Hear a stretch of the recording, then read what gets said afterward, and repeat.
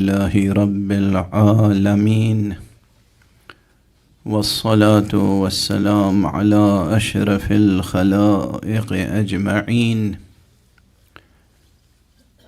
سيدنا وسيد الأولين والآخرين، حبيبنا وحبيب إله العالمين، إمام المرسلين وخاتم النبيين، شفيع المذنبين ورحمة للعالمين، أبي القاسم المصطفى محمد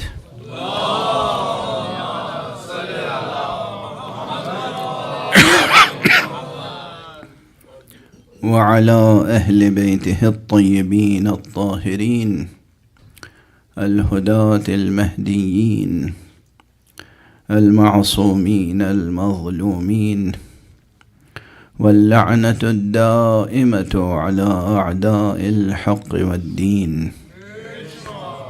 أما بعد، فقد قال الله تعالى عز اسمه في محكم كتابه ومتقن خطابه، بسم الله الرحمن الرحيم: إنا أعطيناك الكوثر فصل لربك وانحر إن شانئك هو الأبتر. صدق الله العلي العظيم.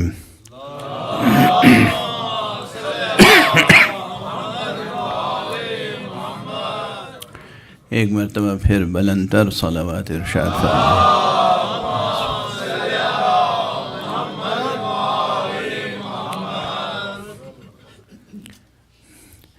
آپ منتظمین سے تمام مسائل سماعت فرما چکے۔ جس سلسلے مجالس کا اعلان ہوا تھا اس کا تو کل اختتام ہو گیا۔ آج روز شہادت یا خاص شب شہادت کی مناسبت سے بس مختصر کچھ معروضات پیش کروں گا، چونکہ آواز اس وقت بالکل ساتھ نہیں دے رہی ہیں۔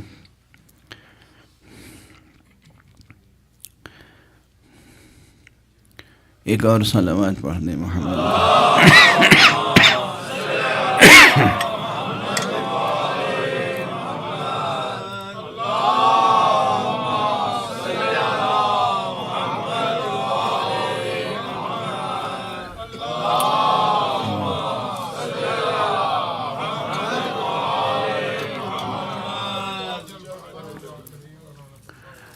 قرآن مجید میں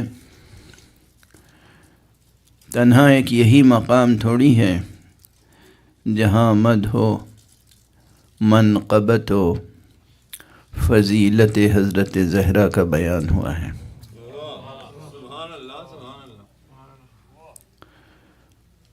قرآن مجید کا جو اپنا اسلوب کلام ہے، جس کے لیے ایک جامع کلمہ برابر آپ سنتے رہتے ہیں کہ قرآن مجید معجزہ فصاحت و بلاغت ہے۔ یہ یاد رکھیے کہ معجزہ فصاحت و بلاغت تو ہم کیا سمجھیں گے، پہلے اصل فصاحت و بلاغت سمجھ لیں۔ فصاحت و بلاغت کے تقاضے یہ ہوتے ہیں کہ عموماً حقیقت کے بیان میں مجاز کے پردے ضرور ڈال دیتے ہیں۔ یہ اسلوب خاص ہے، خاص طور پہ جو لوگ شعر و سخن کا ذوق رکھتے ہیں وہ جانتے ہیں، اور جسے ادب عالیہ کہتے ہیں، جسے کلاسیکی ادب کہتے ہیں، وہ تو اپنی جگہ۔ یہ روزمرہ کی گفتگو میں بھی جو جتنا زبان کا زیادہ تخلیقی استعمال کرنا جانتا ہے، اس کا اسلوب گفتگو بھی ایسا ہوتا ہے کہ اکثر حقیقت پر مجاز غالب رہتا ہے۔ ہم اپنی روزمرہ کی زندگی میں بہت سی باتیں اشاروں میں کرتے ہیں، کنائے میں کرتے ہیں، صراحت سے گریز کرتے ہیں۔ یہ اسلوب گفتگو ہے، اور اگر اس کو پیش نظر رکھیں اور پھر قرآن مجید کا مطالعہ کریں تو دیکھیں کہ کہاں کہاں کنایتاً، کہاں کہاں اشارتاً، کہاں کہاں مجاز کے کس اسلوب میں، کہاں کہاں کس تشبیہ میں، کہاں کہاں کس استعارے میں ذکر حضرت فاطمہ زہرا سلام اللہ علیہا موجود ہے۔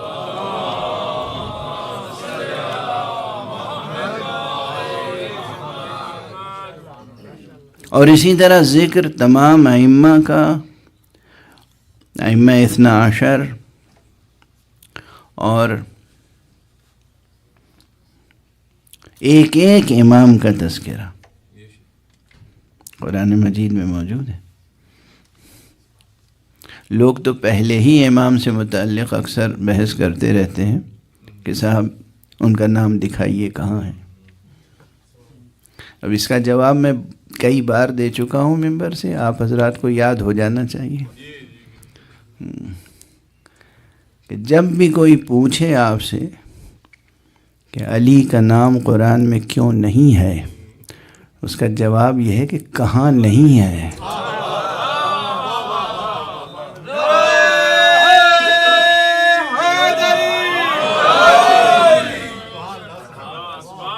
کہاں نہیں ہے؟ یعنی پہلے تو ایک غلط مفروضہ قائم کیا کہ نہیں ہے، یہ غلط مفروضہ ہے کہ نہیں ہے، اس پر سوال قائم کیا کہ اب ہم جواب دیں کہ کیوں نہیں ہے۔ حقیقت یہ ہے کہ ہے، اور اتنے مقامات پر ہے کہ جو ہم آسانی سے گن نہیں سکتے ہیں۔ البتہ وہی بات ہے کہ جس کی شخصیت جتنی عظیم ہوتی ہے اس کے اتنے ہی نام ہوتے ہیں۔ اللہ کی شخصیت عظیم ہے، اللہ کی ذات عظیم ہے، کتنے نام ہیں اللہ کے؟ بس ایک اللہ۔ تو پھر رحمان کس کا نام ہے؟ رحیم کس کا نام ہے؟ کریم کس کا نام ہے؟ رازق کس کا نام ہے؟ رزاق کس کا نام ہے؟ غافر کس کا نام ہے؟ غفار کس کا نام ہے؟ ستار کس کا نام ہے؟ ذوالجلال والاکرام کس کا نام ہے؟ حی و قیوم کس کا نام ہے؟ کتنے نام ہیں اللہ کے؟ کیوں اتنے نام ہیں؟ ذات عظیم ہے، ذات عظیم ہے، ذات گرامی حق کہ جو مجموعہ کمالات ہیں۔ کوئی کمال ہستی ایسا نہیں ہے کہ جو ذات حق میں نہ ہو، اور اس کے کمالات ہستی کی منزہ شان یہ ہے کہ سب کچھ ہے اس کے پاس، لیکن مخلوقات کے تمام صفات سے وہ بے نیاز ہے۔ مخلوقات کی کوئی صفت نہیں ہے اس میں۔ جن صفتوں کو، جن کیریکٹرسٹکس کو مخلوقات اپنے لیے مایہ ناز سمجھتے ہیں، وہ ذات گرامی کے لیے عیب ہے، وہ نقص ہے، اس سے اس نے منزہ ہونے کا اعلان کیا ہے۔ یہ جو دو کلمات اکثر استعمال کرتے ہیں، سبحان اللہ، سبحان اللہ، سبحان اللہ، یہ یا جو اس کا ایک اسم گرامی ہے قدوس، سبوح قدوس رب الملائکۃ والروح۔ اس سبوح اور قدوس کے کیا معنی ہے؟ سبحانیت و قداست، اس میں کیا چیز ہے؟ یہ دونوں کلمات پروردگار کی تنزیہ کے لیے ہیں، یعنی وہ ہر قسم کی کمی اور ہر قسم کے نقص سے اور ہر قسم کے عیب سے پاک ہے۔ تو کیا عیب اس میں ہو سکتا ہے؟ نعوذ باللہ۔ ہمارے لیے مکان ضروری ہے، اور اچھے سے اچھے مکان کو ہم اپنے لیے شرف سمجھتے ہیں۔ جس کا جتنا بڑا محل ہو، قلعہ ہو، وہ اپنے لیے شرف سمجھتا ہے۔ اللہ کے لیے مکان ہے ہی نہیں۔ مکان کا ہونا اس کے لیے نہ صرف یہ کہ ضروری نہیں ہے بلکہ وہ منزہ ہے، اس سے پاکیزہ ہے۔ بات آ گئی ہے تو ایک چیز اور عرض کر دوں، ایک صلوات ارشاد فرما لیں۔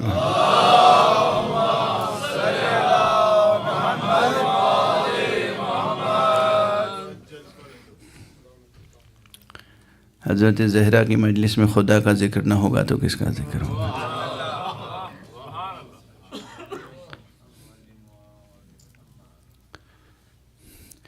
یہ دونوں میں ایک ذرا سا فرق ہے،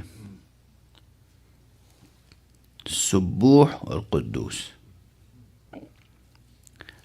عیب اور کمی سے پاک ہونے کا، منزہ ہونے کا اور کمال کا دو تصور ہو سکتا ہے، دو طرح کے تصور۔ میں یہی مثال دے دوں، یہ اتنا بڑا ہال ہے، موجود ہے یہاں پہ، کوئی اچھی سی قالین لے آئیں آپ، بہترین قالین، اس میں کوئی عیب نہ ہو، کوئی نقص نہ ہو، لیکن وہ اس پورے ہال کو کور نہ کرتی ہو، چھوٹی ہو، اس قالین میں کوئی کمی نہیں ہے، مگر ہال کی ضرورت پوری نہیں کر رہی ہے، تو یہ بھی ایک کمی تو ہے نا۔ دوسری کمی کیا ہو سکتی ہے؟ یعنی ہال کے برابر بالکل قالین ہے، اسی کے اندازے پر بنائی گئی، مگر اس میں جو نقش ہے، نگار ہے، رنگ ہے، وہ درست نہیں ہے، جو ڈیزائن ہے وہ اچھی نہیں ہے، جو اس کی جسے کہیے کہ نسیج ہے وہ اچھی نہیں ہے، کمزور ہے، یا سب کچھ تھا مگر کہیں سے نقص آ گیا، جل گئی تھوڑی سی، تو اب یہ عیب پیدا ہو گیا۔ ایک وہ تصور ہے جہاں کوئی عیب خود اس میں نہیں ہے لیکن کم ہے، ایک یہ تصور ہے کہ نہیں، کم نہیں ہے پوری، مگر اس کے اندر عیب ہے۔ سبوح جب ہم کہتے ہیں اور قدوس، تو دونوں طرح کے نقائص سے اس کو بری قرار دیتے ہیں، کسی قسم کا نقص متصور نہیں ہے ذات باری تعالی میں، اور تمام کمالات ہستی اس کے اندر موجود ہیں۔ جب تمام کمالات ہستی موجود ہیں تو پھر اس کے اوصاف بے کرا ہیں، کوئی گن تھوڑی سکتا ہے کہ اس کے اوصاف کتنے ہیں۔ اب دیکھیے، یہ سب میرے تو ذہن میں اور زبان پہ جو باتیں آتی رہتی ہیں عرض کرتا رہتا ہوں۔ یہ جو دینیات شروع سے پڑھتے ہیں نا، اور اس میں صفات ثبوتیہ اور صفات سلبیہ رٹاتے ہیں بچوں کو، کہ صفات ثبوتیہ ساتھ ہیں اور صفات سلبیہ بھی ساتھ ہیں۔ صفات ثبوتیہ ہیں جو اس میں پائے جاتے ہیں، مثلا حی ہے، اس میں زندگی پائی جاتی ہے، عالم ہے، اس کے پاس علم ہے، قادر ہے، قدرت وغیرہ وغیرہ۔ مجھے کسی صحیح السند روایت میں کسی معصوم سے یہ تعداد نہیں ملی۔ یہ غیر معصوموں کی ترتیب دی ہوئی دینیات ہے۔ ارے کس میں یہ طاقت ہے جو صفات حق کو گن سکے اور منحصر کر سکے؟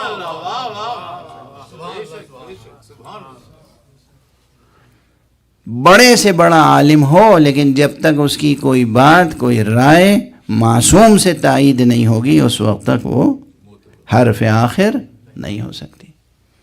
کس میں یہ سکت ہے کہ وہ اللہ سبحانہ و تعالیٰ کی ذات گرامی کے اوصاف کو گنے؟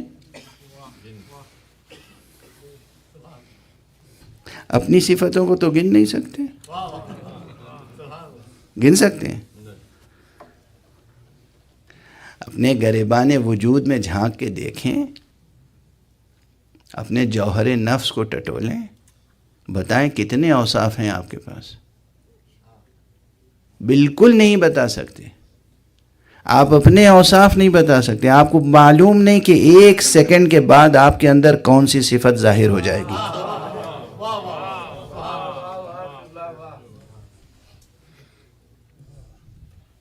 جب آپ اپنے اوصاف نہیں سمجھ سکتے اور گن سکتے تو یہ جرأت و جسارت کہاں سے پیدا کر لی کہ ذات حق سبحانہ و تعالیٰ کے اوصاف گن کے بتانے، اس میں 7 چیزیں پائی جاتی ہیں اور 7 چیزیں نہیں پائی جاتی ہیں۔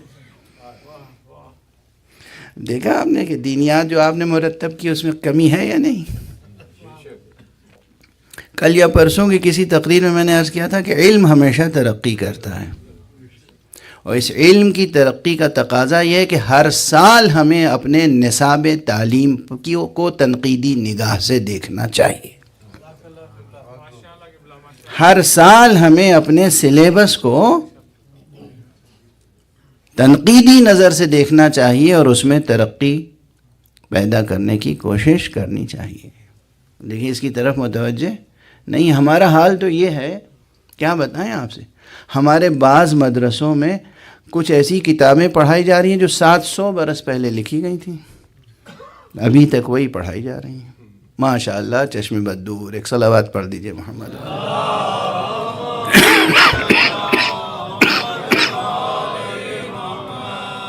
آپ کو اب اندازہ ہو جائے گا کہ کیوں میری باتیں بعض حضرات کو تلخ لگتی ہیں، ناگوار گزرتی ہیں، برداشت نہیں ہوتی ہیں۔ انسان کی زندگی ترقی کر رہی ہے، زمانہ آگے بڑھ رہا ہے، مدرسوں میں نصاب کون سا پڑھایا جا رہا ہے؟ 700 سال پرانا، 600 سال پرانا، 200 سال پرانی کتابیں۔ چلیے اس بات کو، اس تلخ جملے کو یہیں ناتمام چھوڑ دیتے ہیں۔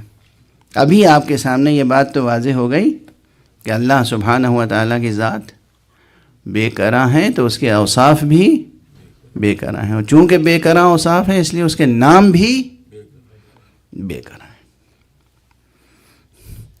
اب وہ ایک روایت لے کے آپ آ جائیں گے سامنے کہ صاحب یہ رسول پاک سے روایت ہے کہ یہ 99 نام ہیں اللہ کے۔ بھئی وہ ایسے ہی ہے جیسے یونیورسٹی لیول پہ جو کچھ پڑھایا جاتا ہے وہ سب کا سب کے جی نرسری کے لیول پہ تو نہیں پڑھایا جاتا ہیں، تو بچوں کو مختصر باتیں پڑھائی جاتی ہیں۔ اس لیے جب ذات باری کا تعارف اللہ نے کرایا تو ابتدائی نصاب یہ تھا کہ 99 نام سکھا دیے۔ یہ ابتدائی فہرست ہے، یہ تھوڑی کہ حصر ہے، اس سے زیادہ کوئی اللہ کا نام نہیں ہے۔ یہ سب اہم باتیں ہیں، بھلا نہ دیجیے گا۔ اسی لیے وہ اس حدیث میں 99 نام ہے۔ آپ جو دعا پڑھتے ہیں، دعائے جوشن کبیر شبۂ قدر میں، اس میں کتنے نام ہیں؟ 1000، بلکہ 1001، کیونکہ اکثر بند اس کے ایسے ہیں جس میں 10 نام ہیں اور ایک جگہ 11 نام ہیں۔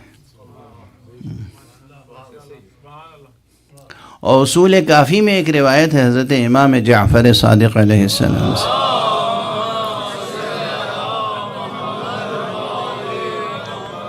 جس میں کسی نے پوچھا آقا سے کہ اللہ کے کتنے نام ہیں؟ تو آپ نے فرمایا اللہ کے تو 4000 نام ہیں۔ 99، 1000، 4000، اور یہ 4000 بھی بربنائے حصر نہیں ہے۔ یہ نہیں کہ بس اب یہ آخری عدد ہے، یہ تو 4000 محاورتاً اظہار کثرت اسما کے لیے ہے۔ کہنے کا مقصد یہ ہے کہ اللہ کے نام ہزاروں ہیں، اور اسی لیے آپ دیکھیے کہ ابھی بھی اور ہمیشہ یہ جستجو باقی رہے گی کہ ہر ایک کو یہ جستجو ہوتی ہے۔ سارے نام، ساری حدیثیں، ساری دعائیں، پورا قرآن سامنے ہے، پھر بھی خانقاہوں میں جا کے پیروں سے، مرشدوں سے پوچھتے ہیں اللہ کا اسم اعظم کیا ہے، وہ بتا دیجئے۔ ہے یہ جستجو یا نہیں؟ ہزاروں نام ہیں تیرے مگر پھر بھی یہ پرسش ہے، ہزاروں نام ہیں تیرے مگر پھر بھی یہ پرسش ہے، جسے سب سے چھپا رکھا ہے وہ کیا نام ہے ساقی۔ صلوات پڑھ دیجئے محمد والے.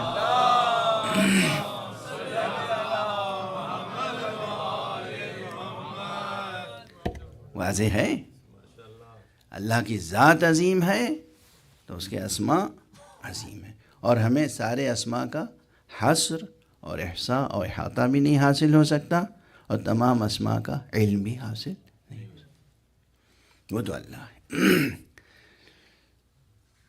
مخلوقات میں بھی گوناگونی ہے صفات کی، لیکن جن ہستیوں کو اللہ نے اپنا مظہر بنایا ہو ان میں کتنے صفات ہوں گے. اور جب یہ تسلیم شدہ ہے کہ یقیناً ان میں بھی صفات کی کثرت ہوگی، تو اگر صفات کی کثرت ہوگی تو اسماء کی بھی کثرت ہوگی. اگر صفات کی کثرت ہوگی تو ناموں کی بھی کثرت ہوگی. تو اس لیے نہ محمد کا نام صرف ایک ہے، نہ علی کا نام صرف ایک ہے، نہ زہرا کا نام صرف ایک ہے. ان کے کتنے نام ہیں یہ ہم بتا نہیں سکتے. ایک صلوات پڑھ دیجئے محمد والا. اللہم صل علی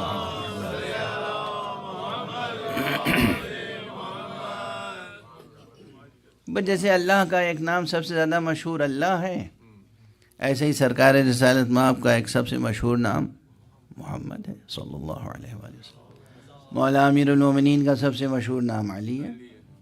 حضرت زہرا کا سب سے مشہور نام فاطمہ ہے. حضرت حسن علیہ السلام کا سب سے مشہور نام حسن ہے. حضرت حسین علیہ السلام کا سب سے مشہور نام حسین ہے. ورنہ حقیقت میں ان کے کتنے نام ہیں، اور اس کائنات میں کون انہیں کس نام سے پکارتا ہے.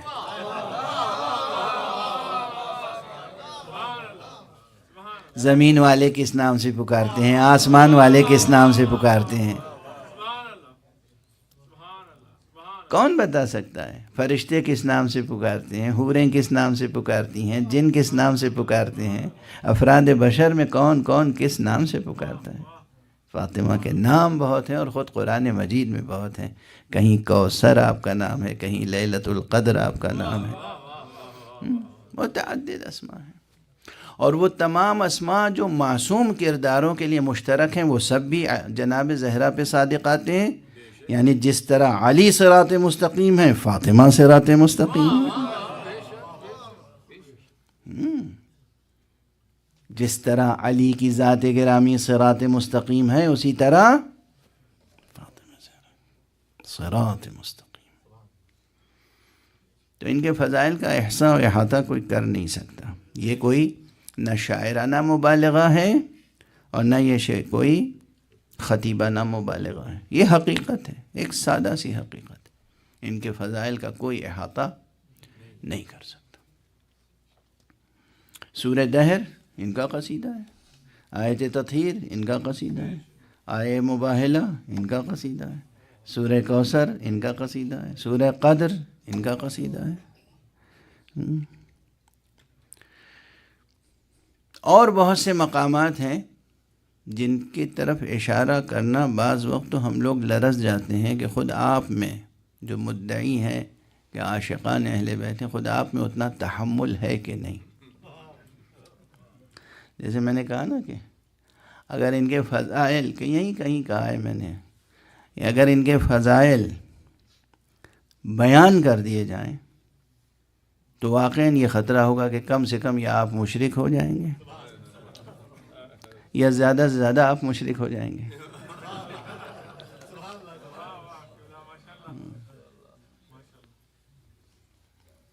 مگر مشرک نہیں ہونا ہے، اس لیے کہ یہ ان تمام فضائل، ان تمام مناقب، ان تمام کمالات کے باوجود یہ مخلوق ہیں، یہ بندے ہیں، یہ مربوب ہیں، یہ مرزوق ہیں.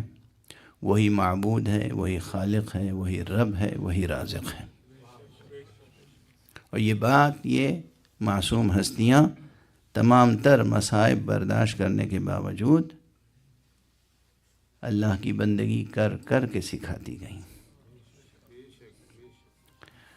کل کی گفتگو سے تھوڑی مربوط بھی رہے گفتگو، تو میں یہ عرض کروں کہ جو آیت ہے سورہ کوثر کی، فَصَلِّ لِرَبِّكَ وَانْحَرْ، اس کا دوسرا جو جز ہے وانحر، وانحر کے بھی کئی معنی بیان ہوئے ہیں تفسیر کی کتابوں میں. ان تمام معانی سے اس وقت تعرض کرنے کا موقع نہیں ہے، میرے اندر سکت نہیں ہے، طاقت نہیں ہے.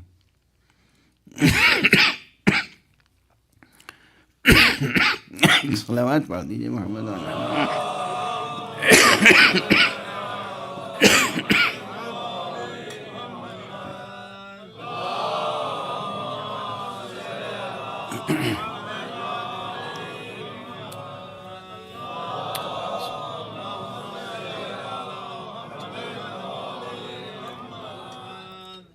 اس مطلب کو عرض کرنے سے پہلے ایک مطلب اور عرض کر دوں.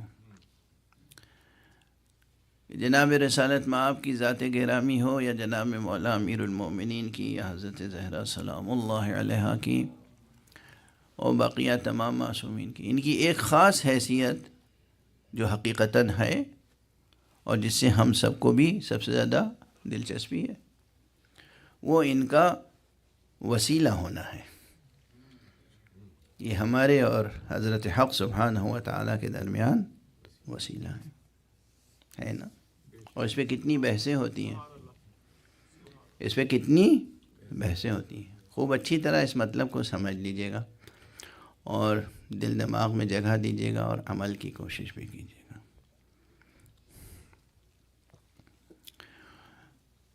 بحث تو ہے ہی ہے لوگوں میں. عالم اسلام بٹا ہوا ہے، کچھ کہتے ہیں وسیلے کے قائل ہیں، کچھ وسیلے کے قائل نہیں ہیں. جو وسیلے کے قائل نہیں ہیں وہ کس لحاظ سے نہیں ہیں، اور جو وسیلے کے قائل ہیں وہ کس لحاظ سے قائل ہیں، اور کس لحاظ سے قائل ہونا چاہیے اور کس لحاظ سے قائل نہیں ہونا چاہیے. چار جہتیں ہیں بحث کی. کوئی بھی بحث ہوتی ہے تو ایک اس کا فریم ورک ہوتا ہے نا نتیجے تک پہنچنے کے لیے. تو یہ سوالات ذہن میں رکھیے گا.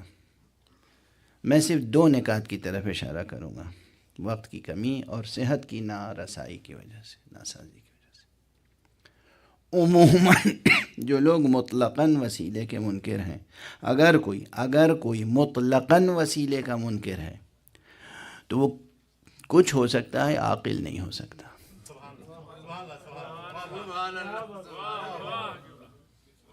یہ محض نادانی کی بات ہے، محض جہالت کی بات ہے، محض بے عقلی کی بات ہے کہ انسان وسیلے کا انکار کر دے.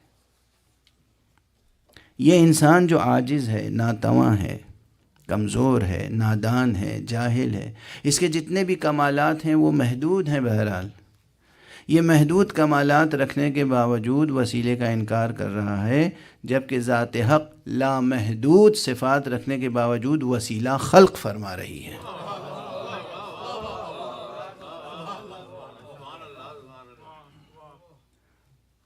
اللہ بے کراں صفات کا مالک ہے، قادر مطلق. تو اسے ضرورت کیا ہے جبرائیل کی،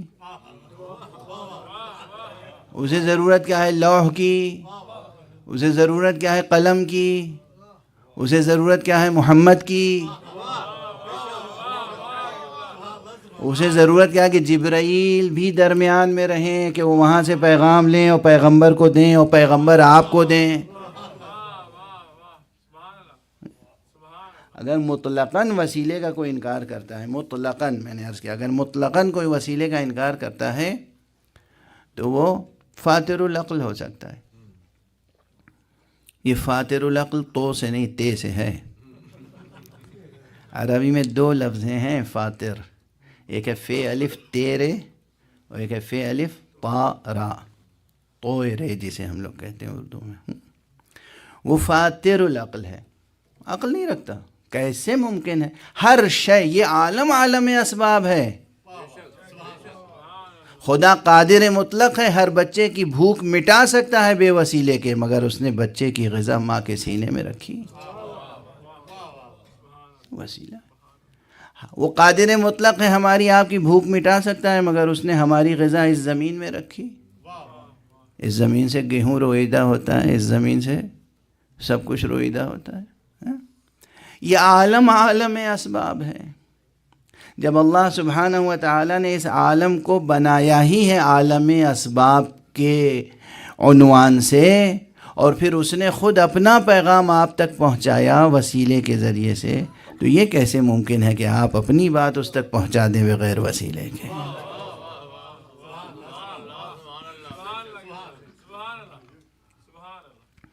تو وسیلے کا مطلقاً انکار نہیں ہو سکتا.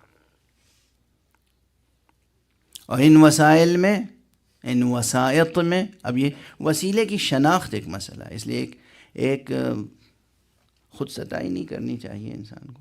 مگر ایک جملہ ہے چھوٹا سا، اس میں بحث بڑی گہری ہے، جو میں 2-3 بار ممبر سے عرض کر چکا ہوں کہ باب توحید میں خدا شناسی اصل مسئلہ نہیں ہے، وسیلہ شناسی ہی اصل مسئلہ ہے.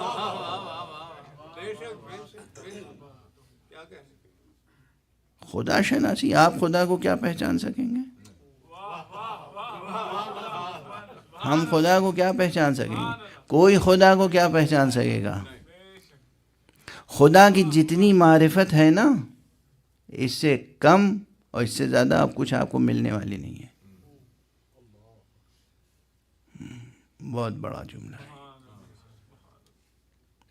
جتنی آپ کی ہماری بساط ہے، جتنا ظرف ہے، جتنا حجم ہے، اس کے لحاظ سے فطری طور پر جو وجدانی معرفت حق حاصل ہے، اس سے نہ اب بڑھ سکتی ہے نہ گھٹ سکتی ہے. کوئی اس کا انکار کرے تو کافر، اس سے آگے بڑھنے کی کوشش کرے تو بھی جری اور جسور کہلائے گا. جہاں خاتم النبیین یہ فرمائے کہ اے پروردگار، مجھ سے تیری معرفت کا حق ادا نہیں ہو سکتا، مجھ سے تیری ثنا کا حق ادا نہیں ہو سکتا. ثنا کا حق ادا نہیں ہو سکتا. بندگی کے لیے نہیں کہا، طاعت کے لیے نہیں کہا، ثنا کا حق ادا نہیں ہو سکتا. تو بس وہ ہے جیسا تو نے خود اپنے کو پہچنوایا ہے. تو اللہ کی معرفت باب توحید میں، باب خدا شناسی میں، باب اللہ شناسی میں، اللہ کی معرفت میں آپ کی ہماری کوئی اضافہ ہونے والا نہیں ہے. اصل مسئلہ یہی ہے کہ باب توحید میں ہم ان وسیلوں کو پہچان لیں جو اس تک لے جانے والے ہیں.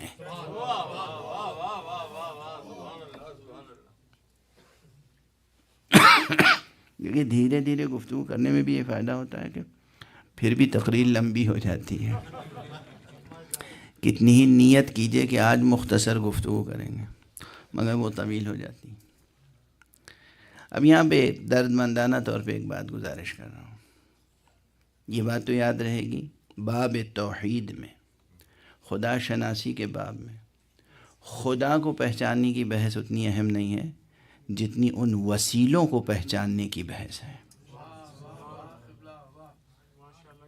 اصل جان سخن یہی ہے، جان سخن یہی ہے.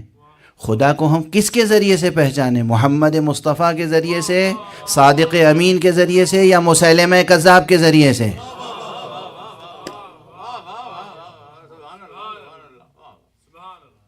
خدا کو پہچاننا ہے، کس کے ذریعے سے پہچانے؟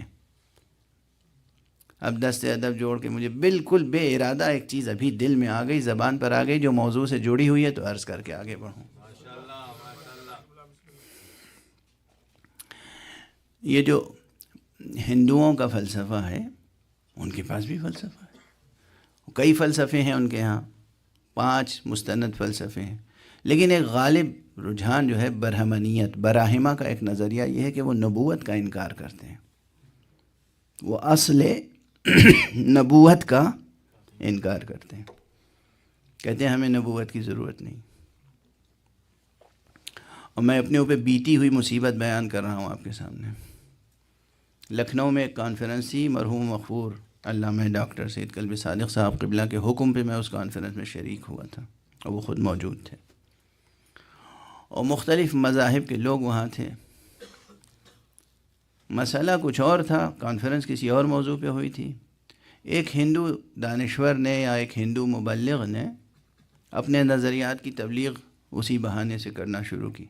تو وہ ممبر پہ آئے, مطلب اسٹیج پہ آئے, پوڈیم پہ آئے, اور انہوں نے آنے کے بعد کہا کہ مسلمانوں, تم کہتے ہو لا الہ الا اللہ محمد رسول اللہ. میں توبہ کے ساتھ عرض کر رہا ہوں, ان کا جملہ نقل کر رہا ہوں, نقل کفر نباشن. مسلمانوں تم کہتے ہو لا الہ الا اللہ محمد رسول اللہ, میں کہتا ہوں لا الہ الا اللہ ذرہ ذرہ رسول اللہ. مطلب وہ نبوت کی ضرورت کے منکر ہیں. وہ کیا کہتے ہیں کہ عالم فطرت میں ہر چیز ہمیں خدا کی طرف لے جاتی ہے, تو ہمیں کسی نبی کی ضرورت کیا ہے؟ سمجھ رہے ہیں آپ؟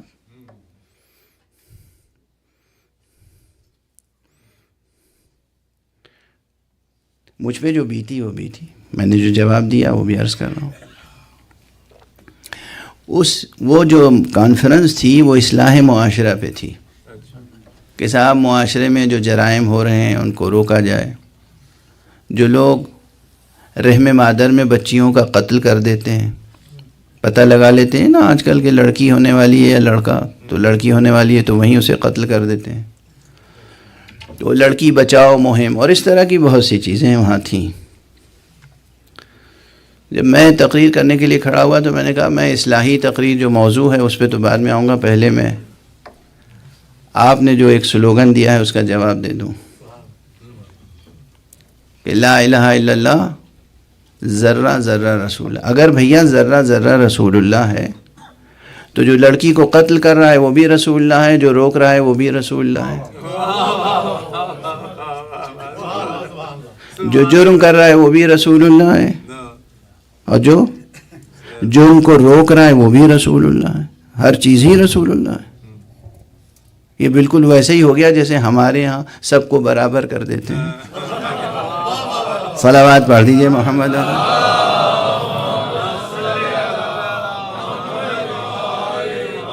یہ تو وہی ہو گیا نا کہ قاتل بھی رضی اللہ تعالیٰ اور مقتول بھی رضی اللہ تعالیٰ.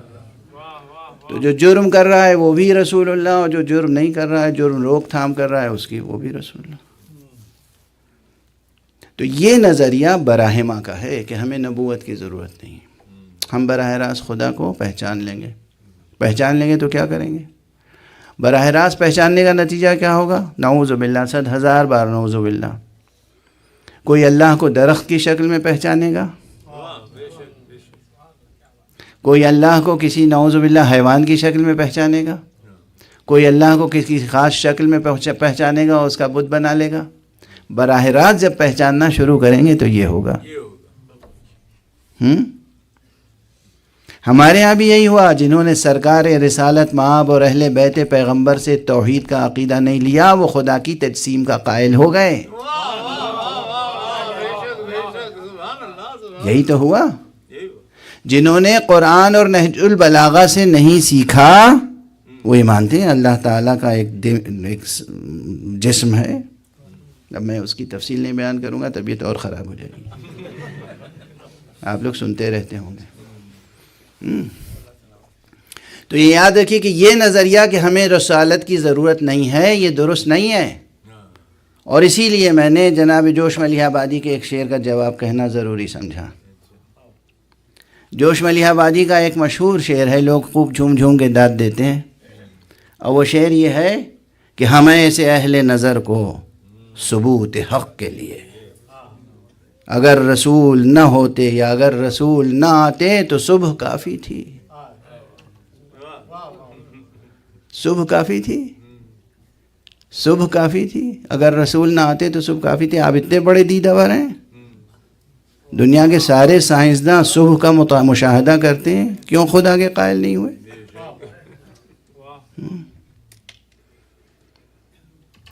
بظاہر شعر دل آویز ہے لیکن بباطن یہ براہما کے نظریے تک پہنچ جاتا ہے کہ ہمیں رسول کی ضرورت نہیں ہے اگر ہم دیدور ہو گئے. نہیں, ہمیشہ رہے گی. آپ جتنے بھی بڑے دیدور ہو جائیں آپ کو رسول کی ضرورت رہے گی, رسالت کی ضرورت رہے گی. اور اس لیے اس فقیر نے کہا کہ نہ مدرسے نہ مساجد نہ فلسفہ نہ کلام, ثبوت حق کے لیے بس حسین کافی ہے.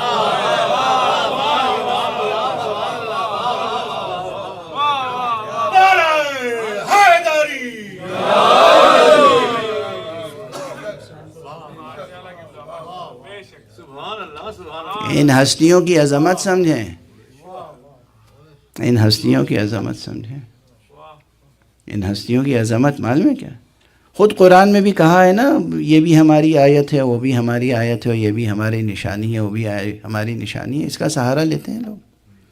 کائنات کا ذرہ ذرہ اللہ کی نشانی ضرور ہے، مگر ان نشانیوں کو آپ اپنے قدموں سے روندتے پھرتے ہیں، اور ہر نشانی آپ کو پکار پکار کے کہتی ہے کہ ہمارا کوئی خالق ہے، مگر آپ اس کے سامنے سے گزر جاتے ہیں اپنے انکار و فسق کے باوجود کے ساتھ۔ لیکن خدا کی قسم، معصوم ہستیاں وہ ہیں کہ اگر واقعاً کوئی ان کے سامنے آ جائے، واقعاً کوئی محمد مصطفیٰ کے سامنے آ جائے، واقعاً کوئی علی مرتضیٰ کے سامنے آ جائے، واقعاً کوئی سیدہ زہرا کے سامنے آ جائے، واقعاً کوئی حسن اور حسین کے سامنے آ جائے، ان معصوم ہستیوں کے سامنے کوئی آ جائے خدا کا مسئلہ لے کر، ممکن نہیں ہے کہ وہ خدا کا کلمہ پڑھتا ہوا واپس نہ جائے، ممکن نہیں، ممکن نہیں ہے۔ تاریخ میں آج تک کوئی ایک مثال نہیں آپ کوئی ڈھونڈ کے لا سکتے کہ فلاں آیا اور امام سے گفتگو کی، رسول سے گفتگو کی اور منکر چلا گیا۔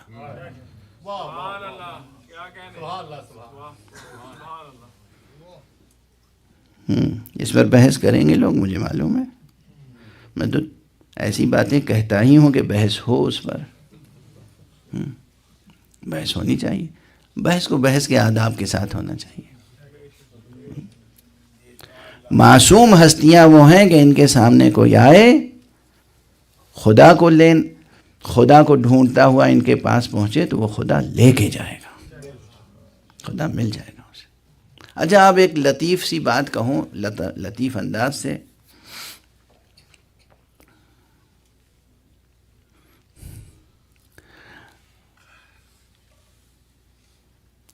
کہ باب توحید میں سب سے بڑی چیز وسیلہ شناسی ہے۔ کوئی صاحب نماز پڑھنے کھڑے ہوں اور توجہ کریں اجزاء و ارکان نماز پر، تو ایک چیز ضرور منکشف ہوگی ان کے سامنے۔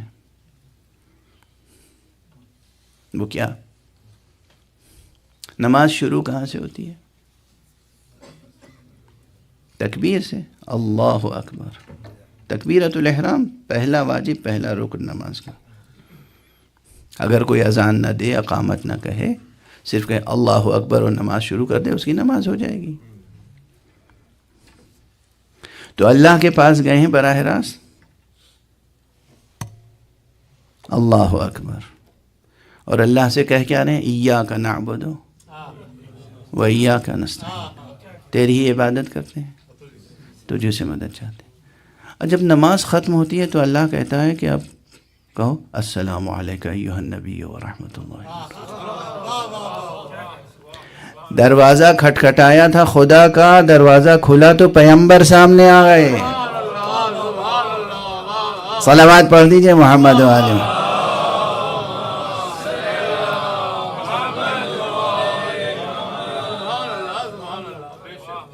میں اس ترکیب نماز میں کوئی بات سمجھ میں آئی؟ ہاں، یہ ان کی ہستیوں میں ایک خاص تعلق ہے۔ میں نے کل کیا کہا تھا؟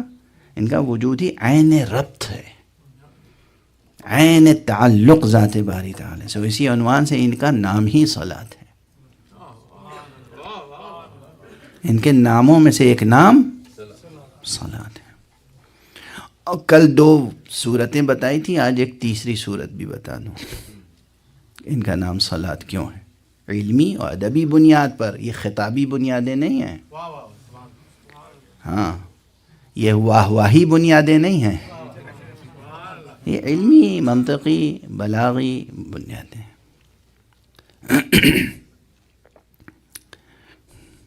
عربی زبان کا عام اصول ہے، عام قاعدہ ہے، کسی شخص میں جب کوئی صفت درجہ کمال تک پہنچتی ہے تو پھر مشتق کے بجائے مصدر کا اطلاق کرتے ہیں۔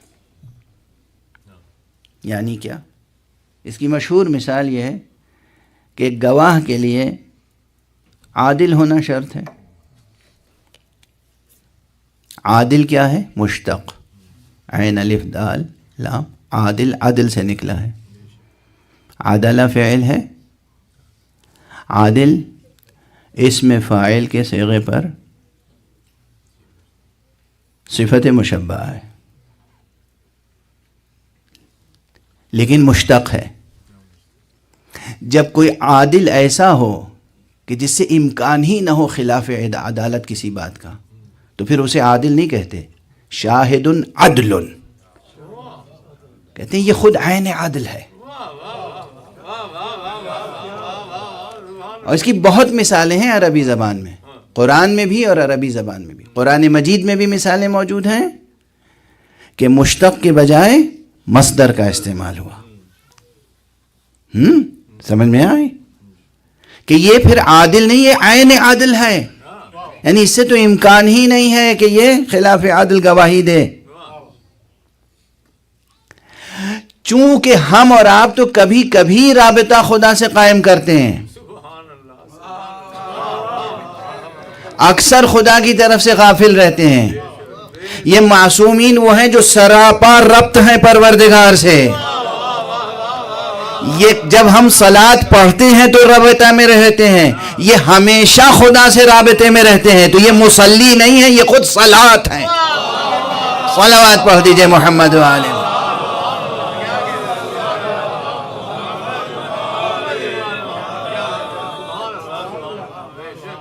ایک اور بلند صلوات پڑھ دیجئے۔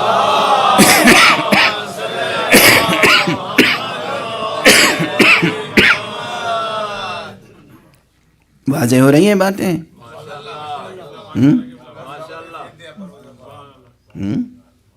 تو یہ جو ہمارے عقائد ہیں معصومین کے لیے یوں ہی تھوڑی ہیں بے دلیل، شاعروں کے بنائے ہوئے عقیدے تھوڑی ہیں، ذاکروں کے بنائے ہوئے عقیدے تھوڑی ہیں، عقیدوں کی ایک حقیقت ہے۔ تو وسائل کی شناخت ضروری ہے، لیکن بس اب مختصر کروں بحث اور ایک چبھتا ہوا تیر ترازو کر دوں آپ کے دل و جگر میں، ورنہ آنے کا فائدہ کیا، کہنے سننے کا فائدہ کیا۔ خدا کے باب میں، خدا شناسی کے باب میں سب سے بڑا مسئلہ خدا شناسی نہیں، وسیلہ شناسی ہے۔ لیکن کس لیے؟ وسیلہ شناسی خدا تک پہنچنے کے لیے یا ان وسیلوں سے صرف دنیا سنوارنے کے لیے؟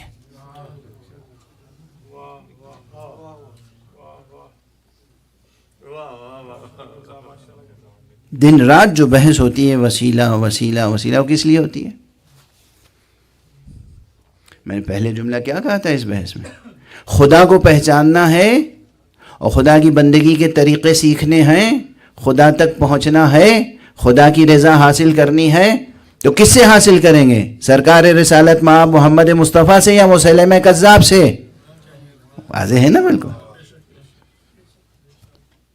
سرکار رسالت مآب سے۔ کیا سیکھنا ہے سرکار رسالت مآب سے؟ انہیں وسیلہ بنانا ہے، کس لیے؟ ذریعہ بنانا ہے، کس لیے؟ خدا کو پہچاننے کے لیے اور خدا کی بندگی کے آداب سیکھنے کے لیے، صرف اس لیے نہیں کہ خدا کی بندگی ہو یا نہ ہو، خدا کی پہچان ہو یا نہ ہو، خدا کی معرفت حاصل ہو یا نہ ہو، ہماری دنیا سنور جائے، بس جب کوئی چیز گھٹی یا رسول اللہ۔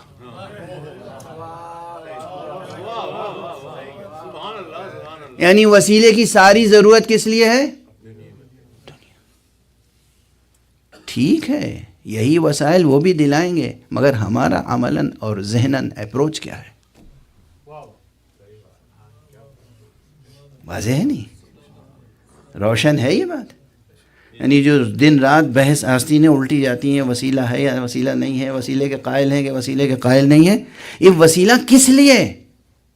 مصطفیٰ وسیلہ ہیں برحق، مولا مرتضیٰ وسیلہ ہیں، بی بی زہرا وسیلہ ہیں، حسن حسین وسیلہ ہیں، وسیلے کے ہم قائل ہیں۔ کس لیے وسیلہ ہیں یہ؟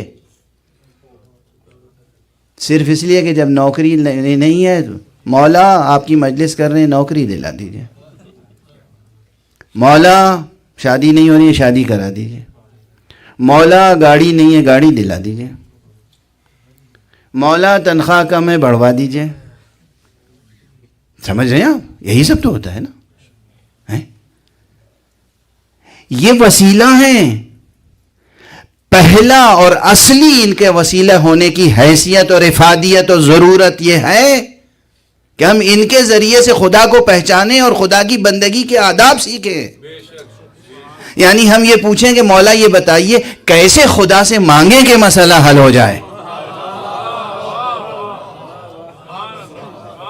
مولا یہ تو بتائیے خدا کو کیسے پکاریں. آپ پکارتے ہیں، ہمیں بھی تو سکھائیے کیسے پکاریں. واضح ہو رہی ہے بات؟ تو ہے نا بالکل 180 ڈگری کا فرق. وسیلے کی حیثیت سے ہمیں سب سے پہلے کیا سیکھنا ہے؟ اے مولا مصطفیٰ یہ بتائیے اللہ کیسا ہے، اللہ کیا ہے، اللہ تک کیسے پہنچیں، اللہ کی بندگی کیسے کریں، نماز کیسے پڑھیں، روزہ کیسے رکھیں، اطاعت کیسے کریں. یہی بتائیں گے. نماز کیسے پڑھیں، ہاتھ باندھ کے پڑھیں، ہاتھ کھول کے پڑھیں، یہ تو علی بتائیں گے. علی کے علاوہ کوئی نہیں بتا سکتا. واضح ہو رہی بات؟ اصل وسیلہ ہونے کے معنی یہ ہے کہ ہمیں اپنے تمام احکام دین ان سے حاصل کرنے ہیں. خدا تک پہنچنے کا ذریعہ یہ ہے. وہ جنبی ضمنی فائدہ ہے، وہ تو حاصل ہو ہی جائے گا. جب خدا تک پہنچنے کا ذریعہ یہ ہے تو خدا سے دلانے کا ذریعہ بھی یہی ہے.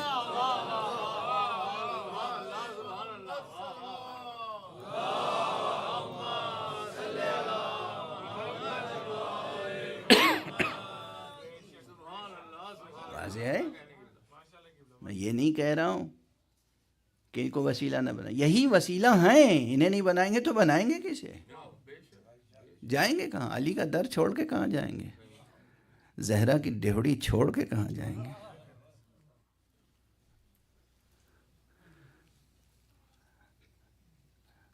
بتوں کا دھون پیتے پیتے مر جائیں گے، کوثر کبھی نصیب نہ ہوگا.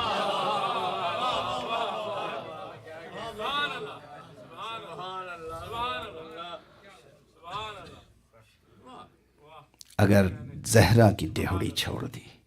یہ وسیلہ ہے، یہی وسیلہ، ان کے علاوہ اب ہمارے آپ کے لیے کوئی وسیلہ مقام ختم نبوت کے بعد کوئی وسیلہ نہیں ہے سوائے ان وسائل کے، ان وسائط فیض الہی کے. اور جو ان سے وابستہ ہو جائے وہی خدا تک پہنچے گا، اور جو ان سے وابستہ ہو جائے وہی خدا سے کچھ حاصل کر پائے گا، اس دنیا میں بھی اس دنیا میں بھی. دنیا بنانی ہو تو یہ وسیلہ ہیں، آخرت سنوارنی ہو تو یہ وسیلہ ہیں. ایک صلوات پڑھ دیجئے محمد.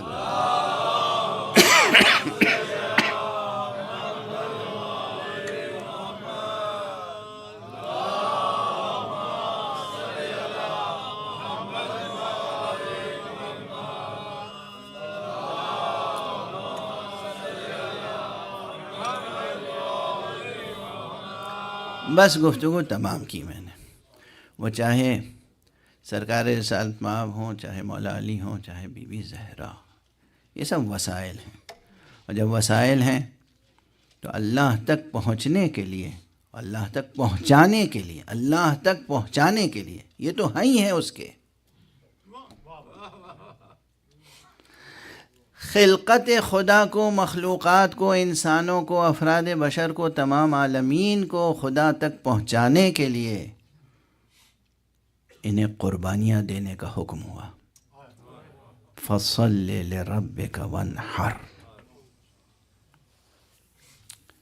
بس تیزی سے ایک لفظ کہہ دوں اور بس چند جملوں میں مصائب تمام ہو جائیں گے.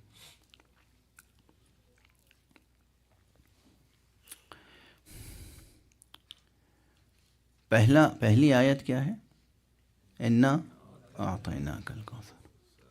اب دیکھیے یہ اصل میں تفسیر قرآن کا ایک اسلوب ہے، بیانی اسلوب. اس کی تشریح کا وقت نہیں ہے. تفسیر بیانی پوری ایک کتاب، بلکہ ایک سے زیادہ کتابیں اس عنوان سے آ گئی ہیں. تفسیر بیانی یہ ہے کہ متن جو سامنے ہے اسی کو سامنے رکھ کر اس سے معانی کا استنباط کیا جائے. پہلی آیت ہے انا اعطیناک الکوثر. انا، انی نہیں، انا. انی اور انا میں کیا فرق ہے؟ انی یعنی میں، انا یعنی ہم. میں ایک کے لیے ضمیر ہے، ہم جمع کے لیے ضمیر ہے. اللہ تو ایک ہے، واحد ہے، احد ہے، فرد ہے، صمد ہے. پتہ نہیں آپ کا ذہن کہاں جا رہا ہے جو آپ سبحان اللہ کہہ رہے ہیں، لیکن سنبھال کے رہیے گا. توحید پہ حرف نہ آئے، حقیقت سمجھ میں آئے. انی ایک کے لیے. انا کب کہتے ہیں؟ قرآن مجید میں دونوں طرح کے فقرے آئے ہیں، دونوں طرح کی تعبیریں آئی ہیں، دونوں طرح سے حضرت حق سبحانہ و تعالی نے آواز دی ہے. لیکن یعنی انی سے بھی اور انا سے بھی. انا یعنی ہم، اور بعض جگہوں پہ صرف ہم نہیں کہا. اس سے بھی بڑھ کے مثال دے دوں، انا نحن نزلنا الذکر وانا لہ لحافظون. انا بھی ضمیر ہے جمع کے لیے اور نحنو بھی ضمیر ہے جمع کے لیے. تو اس کا ترجمہ کوئی راہ نہیں ہے کہ آپ کریں ہم ہیں، ہم اس ذکر کو نازل کرنے والے. یا دوسری جگہ انا نحن نحیی الموتى، ہم ہیں ہم جو مردوں کو زندہ کرتے. یہ ہم کی تکرار کیوں ہے؟ یہ ہما کسے زیب دیتا ہے؟ اب اس کا ایک اصول سمجھ لیجئے، زبان کا، ادب کا، لٹریچر کا اصول، بیان کا اصول، بلاغت کا اصول. جو پرانے فرامین ہیں بادشاہوں کے، پڑھے ہیں کسی نے؟ ہسٹورینز پڑھتے ہیں بہت زیادہ. ایک ہوتے تھے بادشاہ سلامت، وہ جب کوئی حکم دیتے تھے تو کہتے تھے ماں بدولت کا فرمان یہ ہے. ماں ضمیر جمع ہے، من نہیں ہے. ماں یعنی ہمارا فرمان یہ ہے. یہ کیوں اپنی ایک ذات کے لیے جمع کی صفت کا صیغہ کیوں لاتے تھے؟ جمع کی ضمیر ہے، بادشاہ ایک ہے. یعنی وہ کہتا تھا میں اپنی انڈیویجول کیپیسٹی میں یہ بات نہیں کہہ رہا ہوں، تم سب نے جو اعتماد کیا ہے ہم پر، اس پوری مملکت کے جو کہ اختیارات ہمیں حاصل ہیں اور جتنے اوصاف ہیں ہمارے، ان تمام اوصاف کو سامنے رکھ کے میں یہ بات کہہ رہا ہوں. اب جو بات ابھی کہہ چکا کہ پروردگار کی ذات بے قرار ہے اور اس کے صفات بے قرار ہیں، جب وہ کہتا ہے انا نحنو تو اپنے تمام صفات کمال کی طرف توجہ دلانا چاہتا ہے. ہم یہ بات کہہ رہے ہیں، ہم جو اللہ ہیں، ہم جو رحیم ہیں، ہم جو رحمان ہیں، ہم جو رازق ہیں، ہم جو کریم ہیں، ہم جو ذوالجلال والاکرام ہیں، جتنے ہمارے اوصاف ہیں یہ ذہن میں لاؤ اور پھر سوچو کہ یہ کوئی اور نہیں کہہ رہا ہے، ہم کہہ رہے ہیں.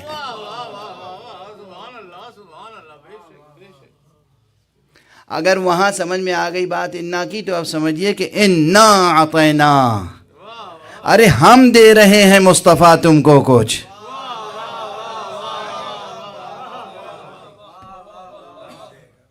ہم دے رہے ہیں، اپنے تمام صفات کمال کی طرف متوجہ کر کے فرما رہا ہے ہم عطا کر رہے ہیں. اب تمام صفات کمال کی طرف توجہ دلا کر اگر کسی عطا کا اعلان ہو رہا ہے تو وہ عطا بھی تو اتنی عظیم ہوگی.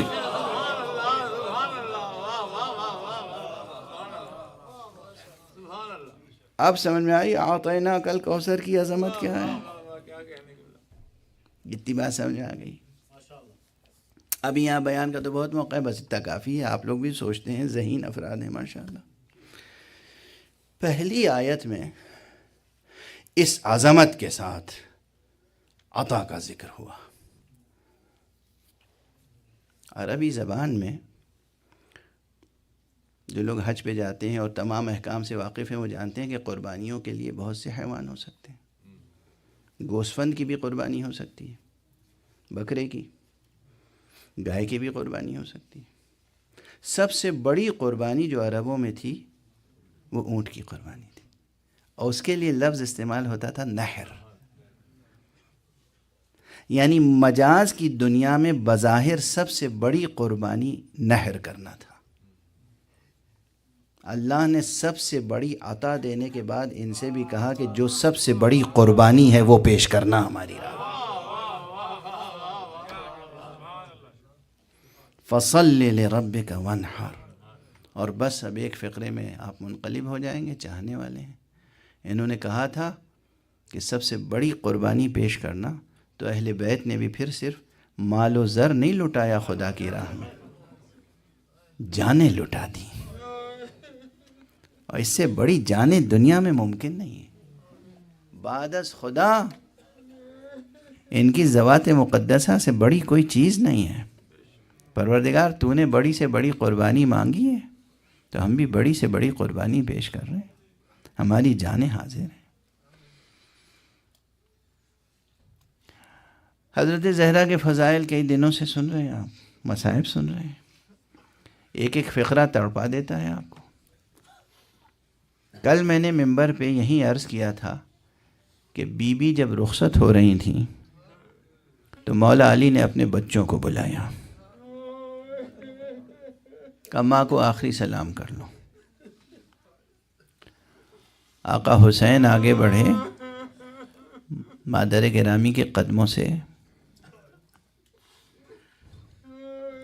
لپٹے، مادر گرامی کو خطاب کیا، مادر گرامی آپ نے کبھی ایسے تو ہمیں رخصت نہیں کیا۔ بندے کفن ٹوٹے، ہاتھ اٹھے، بی بی نے بلایا، سینے سے لگایا۔ یہ بھی مصائب زہرا ہے۔ بس ایک منظر اور پیش کرنا چاہتا ہوں۔ بی بی زہرا، آپ کے سینے پہ اس وقت حسین ہیں، اور مولا علی حسین کو جدا کر رہے ہیں، لیکن جب حسین روز عاشورہ گھوڑے سے زمین پر آئیں گے، اس وقت بھی تو بی بی آپ ہی کے آغوش میں آئیں گے۔ یہ کوئی مبالغہ نہیں ہے، ہمارے شاعروں نے نظم کیا ہے، لیکن حقیقت یہ ہے، مرثیہ نگاروں نے جو کہا، ان کی نگاہ ان روایات پہ ہے۔ روز عاشورہ زہرا جنت الفردوس میں نہیں، کربلا میں موجود تھیں۔ بظاہر دنیا دیکھ رہی تھی حسین ایک نشیب میں ہیں، لیکن حسین کا سر تو آغوش فاطمہ زہرا میں تھا۔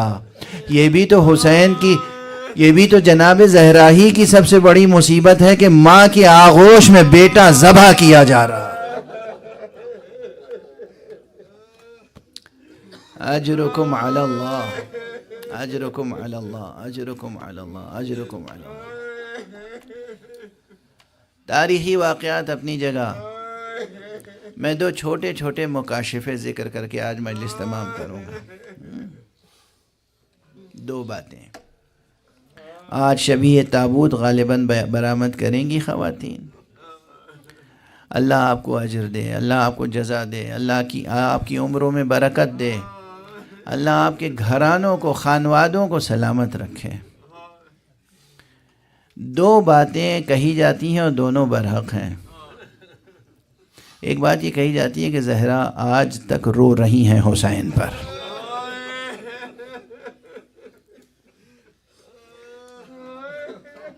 زہرا ہر مجلس میں آتی ہیں، فرش ازا پہ آتی ہیں، یہ سب آپ سنتے رہتے ہیں۔ میں دو مراجع تقلید کی وہ بات نقل کر رہا ہوں جو خود مجھ سے انہوں نے کہی۔ ایک میرے استاد گرامی حضرت آیت اللہ حسن زادہ آمولی، میں ان کی خدمت میں بیٹھا ہوا تھا، وہ روایات بیان کر رہے تھے۔ بیان کرتے کرتے انہوں نے ایک بار کہا کہ سنو، ایک روایت سنو اور میرے حوالے سے منبر پہ پڑھنا تم۔ روایت یہ ہے کہ جب حضرت زہرا کو مولا علی نے دفن کر دیا تو گھر میں سب رو رہے تھے، سب رو رہے تھے، لیکن روتے روتے سب خاموش ہو گئے۔ مولا علی کو صبر کرنا ہی تھا، خاموش ہو گئے۔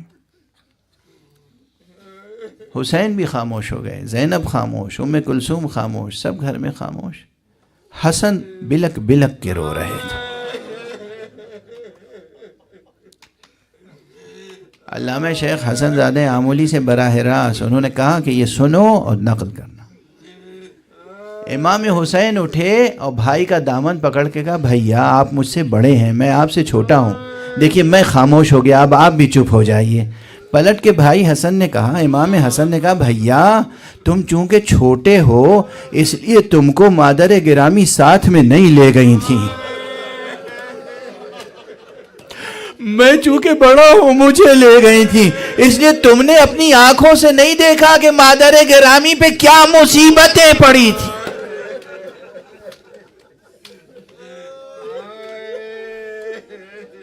اجرکم علی اللہ۔ حسن دیر تک روتے رہے۔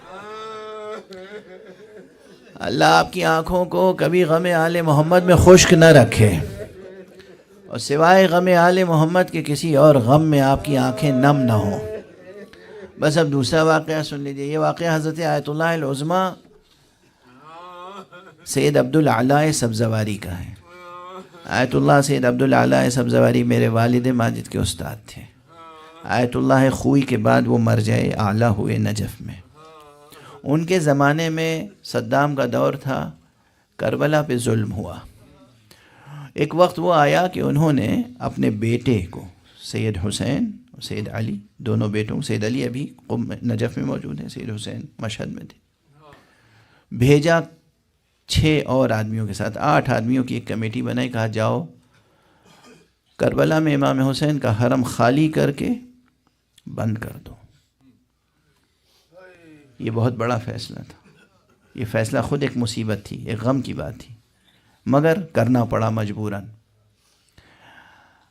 سید حسین ان کے بیٹے خود مجھ سے انہوں نے 3 بار یہ واقعہ نقل کیا۔ کہا ہم لوگ گئے اور پورا حرم، صحن، حجرے سب خالی کرا دیے، اور جب حرم خالی ہو گیا تو میں نے یہ سوچا، سید حسین نے کہا میں نے یہ سوچا کہ ایسی فرصت کبھی نہیں ملے گی، حرم میں کوئی نہیں ہے، تنہا اب میں ہوں، باقی سب نکل گئے، اس وقت میں 2 رکعت نماز پڑھ لوں۔ آقا کے سرہانے، پہلے ایک سرخ پتھر ہوا کرتا تھا، کہا اس سرخ پتھر کے پر میں نماز میں جیسے ہی مشغول ہوا، دوسری رکعت تھی کہ ایک میزائل آیا اور اس نے حرم مبارک کو مجروح کیا، اور اس میں سے ایک چھوٹا سا بم سوراخ کرتا ہوا گنبد سے ذریح کے قریب آ کے گرا۔ کوئی نہیں تھا حرم میں، کہتے میں نماز میں مشغول تھا، ایک مرتبہ میں نے دیکھا کہ پائیں پا کسی خاتون کے رونے کی آواز آ رہی۔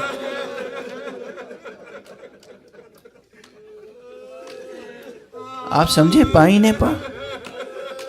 امام حسین کی ذریح دیکھی ہے، پائیں پا، امام حسین کے پائیں پا جہاں حضرت علی اکبر کی قبر ہے۔ جناب علی اکبر کے قبر کے پاس کوئی خاتون رو رہی ہے، فریاد کر رہی ہے، اور جملہ یہ کہہ رہی ہے میرے معبود کب تک میرے لال حسین پر ظلم ہوتا رہے، میرے معبود کب تک میرے لال حسین پر ظلم ہوتا رہے گا۔ مسلسل زہرا حسین کے لیے گریہ کر رہی ہیں، حسین زہرا کے لیے گریہ کر رہے ہیں۔